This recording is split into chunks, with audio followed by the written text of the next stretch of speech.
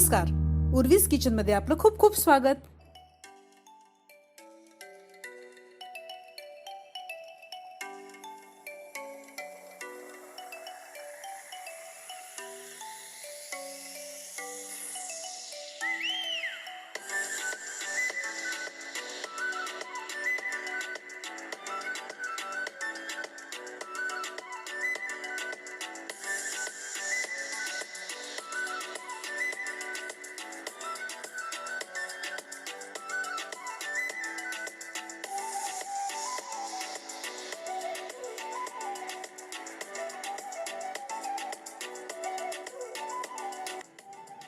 नमस्कार, मी उर्वी पुन्हा एकदा तुमचं सगळ्यांचं माझ्या या किचन मध्ये म्हणजे उर्वीज किचन या आपल्या युट्यूब चॅनलवर मनापासून स्वागत करते. मंडळी, इतका इतका इतका प्रचंड आनंद होतो ना की शब्दात सांगणं कठीण आहे. बघा ना, म्हणता म्हणता वर्ष झालं सुद्धा आणि आज आपल्या उर्वीज किचनचा पहिला वाढदिवस आहे आणि तुम्हा सगळ्यांचे मला मनापासून खूप खूप खूप आभार मानायचे, कारण तुम्हा सगळ्यांच्या साथीशिवाय हा प्रवास खरं तर अगदी अशक्य होता. तर थँक्यू सो मच. तर आजचा आपला हा पहिला वाढदिवस साजरा करताना खूप खूप आनंद होतोय आणि तुम्ही सगळ्यांनी मला जी साथ दिली आहे त्यासाठी तुमचे पुन्हा एकदा मनापासून आभार. तर मंडळी, पहिला एपिसोड झाला होता 19 जुलै 2020 ला आणि तो काळ होता अत्यंत कठीण असा लॉकडाऊनचा काळ. आपण सगळेच आपल्या घराघरामध्ये अडकलो होतो, हो की नाही? आणि त्याच वेळेला मला नवीन ऊर्जा देणारी आणि त्यातून मी अनेकांना ऊर्जा देऊ शकेल असं काहीतरी करावं असं मला सुचलं आणि उर्वीज किचनचा जन्म झाला. तर आज उर्वीज किचनचा पहिला वाढदिवस आहे. 19 जुलै 2020 ला साधारण 9:15 दरम्यान आम्ही आमचा पहिला एपिसोड अपलोड केला आणि माझी अशी इच्छा होती की हा आपला जो पहिल्या वाढदिवसाचा एपिसोड आहे तो देखील त्याच मुहूर्तावरती आपण लॉन्च करावा. सो सुरुवातीला थोडंसं मी तुमची माफी मागतेय, कारण थोडं उशिरा मी हा एपिसोड आज पब्लिश केलेला आहे, पण माझी खात्री आहे तुम्ही सगळेजण सांभाळून घ्या. उर्वीज किचनच्या माध्यमातून मी हा प्रयत्न केला की तुमच्यापर्यंत मी काही ना काहीतरी नवीन, पारंपरिक, ऑथेंटिक, ट्रेडिशनल, नव्या, काही जुन्या, काही ट्विस्ट घेतलेल्या काही अशा रेसिपीज तुझ्यासमोर आणाव्या. तर असं करता करता हा मस्त इंटरेस्टिंग एक्साइटिंग प्रवास आपला पूर्ण झालेला आहे आणि आज खूप आनंद होतोय की आज आपल्या उर्वीज किचनचा पहिला वाढदिवस आहे. तर अर्थात तुमच्याबरोबर सेलिब्रेट नाही करणार तर कुणाबरोबर करणार, पण त्याआधी आपण आपल्या आजच्या रेसिपीबद्दल बोलूया.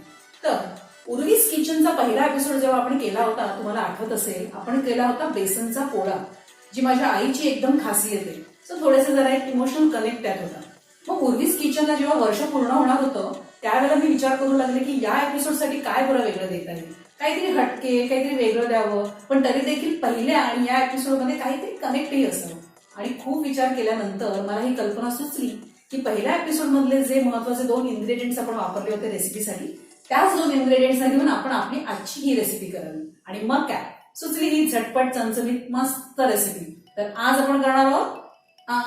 पण त्याआधी मला सांगायला आनंद होतोय की आपण जी कॉन्टेस्ट घेतली होती, मी जी एक छोटीशी स्पर्धा घेतली होती मजा म्हणून, तर त्या स्पर्धेचे जे विजेते आहेत, पहिले 2 विजेते ज्यांनी हा कनेक्ट ओळखला होता त्यांच्यापर्यंत त्यांचं प्राइस, त्यांचं बक्षीस पोहोचवलं जाईल. तर चला मग आजची आपली रेसिपी सुरू करूया.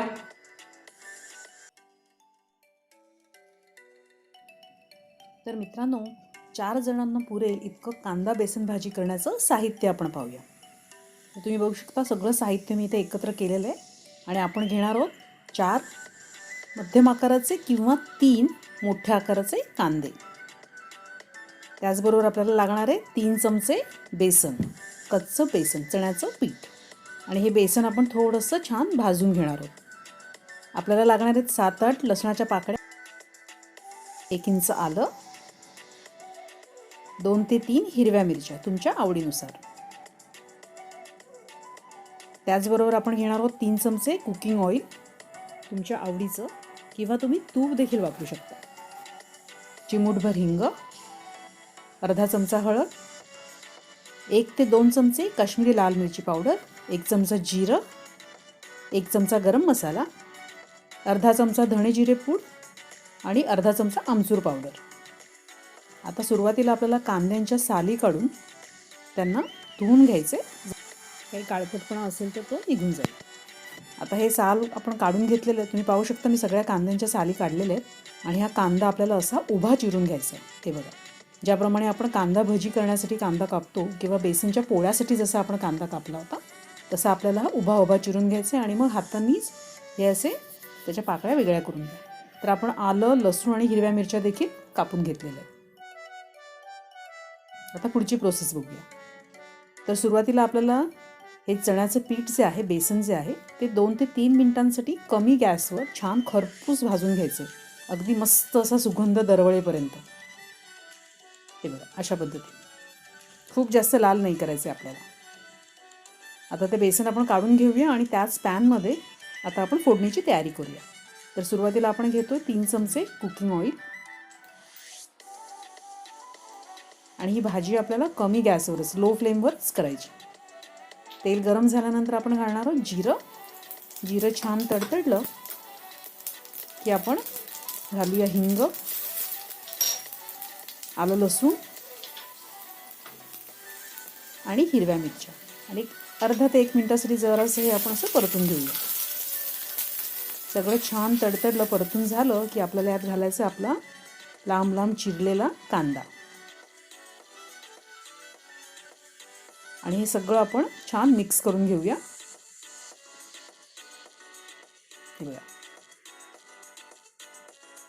आता झाकण ठेवून आपल्याला याला 2 मिनिटांसाठी छान वाफेवरच शिजवून घ्यायचं आहे. हा कांदा आपल्याला ओव्हर कुक नाही करायचा आहे.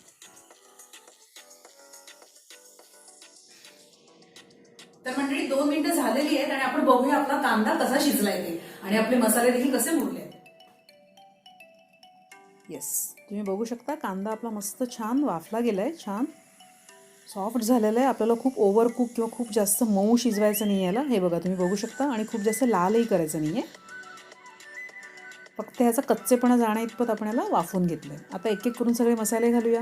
हळद, काश्मीरी लाल मिरची पावडर,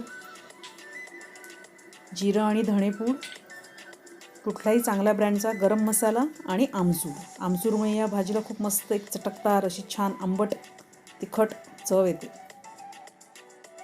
आणि चवीनुसार मीठ. आता हे सगळे मसाले छान मिक्स करून घेऊया कांद्यामध्ये. सगळं छान असं एकजीव करून घ्या आणि पुन्हा झाकण ठेवून आपल्याला याला फक्त 1 मिनिटासाठी वाफवून घ्यायचं. तर 1 मिनिट झालेलं आहे आणि तुम्ही बघू शकता आपले मसाले छान सगळे मुरले आहेत, कांद्याबरोबर एकजीव झालेले आहेत. आणि आता आपल्याला यात घालायचं आपलं खरपूस भाजलेलं बेसन, चण्याचं पीठ. आणि परत एकदा हे सगळं छान मिक्स करून घ्या अशा पद्धतीने.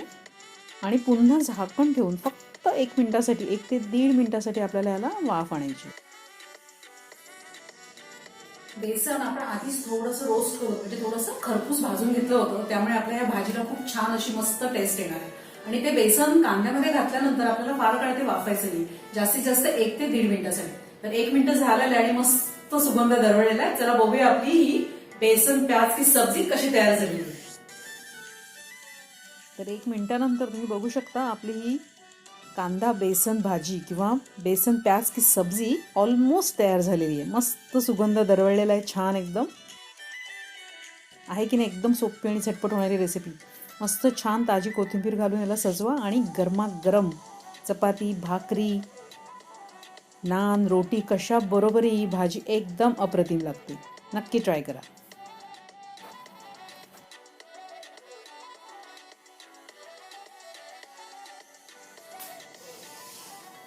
हा, झक्कास.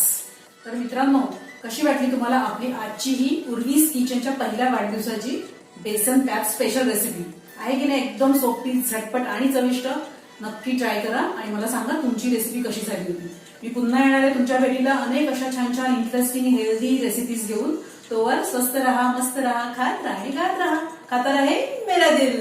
माझी खात्री आहे तुम्हाला आपला हा आजचा एपिसोड देखील नक्की आवडला असेल. तुमच्या प्रतिक्रिया नक्की कळवा मला कमेंट बॉक्समध्ये.